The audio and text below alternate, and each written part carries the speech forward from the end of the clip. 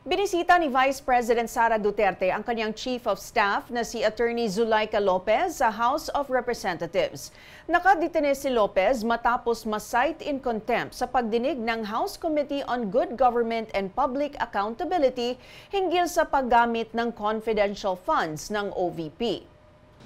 Makakausap natin mula Batasan Complex ang aming senior correspondent na si Tristan Nodalo. Tristan, ano ang mga naging request ni VP Sara pagdating kay Lopez? Menchu, may tatlong request si Vice President Sara Duterte sa House of Representatives pagdating sa kondisyon ng kanyang Chief of Staff na si Attorney Zuleika Lopez. Dalawa rito ang hindi pinagbigyan. Una ay ang makasama mismo ni Duterte si Lopez sa iisang detention facility hanggang November 25. Matatandaang na-cite in contempt si Lopez matapos niyang aminin na kinumbinsi niya ang Commission on Audit na huwag makipagtulungan sa ginagawang pagdinig ng Kamara sa confidential funds ng OVP. Pangalawang request na hindi rin pinagbigyan ay ang mailipat si Lopez sa opisina ni Davao Representative Paulo Duterte. Ang tanging pinagbigyan lang ng Kamara ay ang mabisita ni Duterte si Lopez sa kanyang detention facility. Narito naman ang ilan sa mga dahilan na ibinigay ni Vice President Duterte kay Manila Representative Joel Chua na siyang chairperson ng House Committee on Good Government and Public Accountability.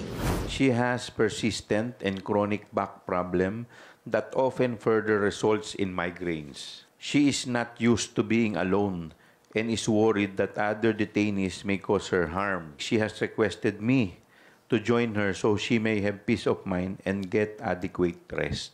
Sabi rin ng Kamara, hindi rin nila mapapayagan na manatili si Duterte dito ng magdamagan dahil nga isa siyang maituturing na security risk bilang pinakamataas o pangalawang pinakamataas na opisyal ng gobyerno. At wala rin naman daw dahilan para i-detain at makasama ni Lopez si Duterte sa detention facility. Balik sa iyo, Menchu.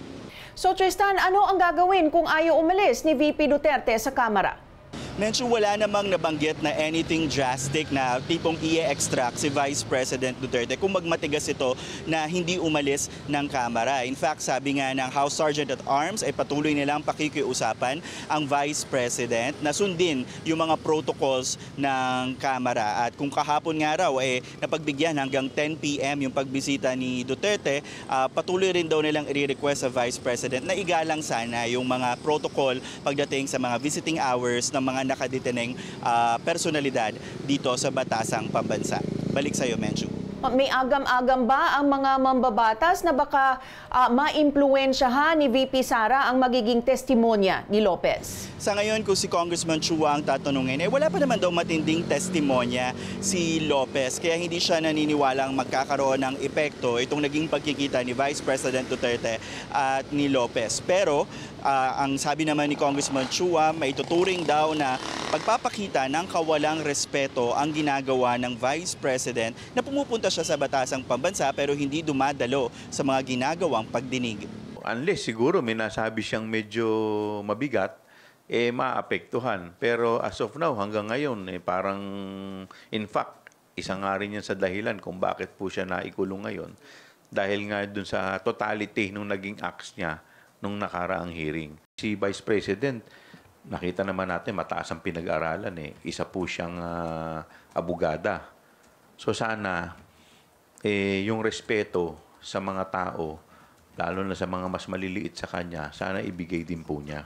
Matatanda ang una ng hinamon ni House Speaker Martin Romualdez si Vice President Duterte na dumalo sa mga ginagawang pagdinig ng Kamara. Pero ito ay paulit-ulit na tinatawag ng Vice President na pamumulitika. Balik sa iyo, Menchu. Maraming salamat, Senior Correspondent Tristan Nodalo.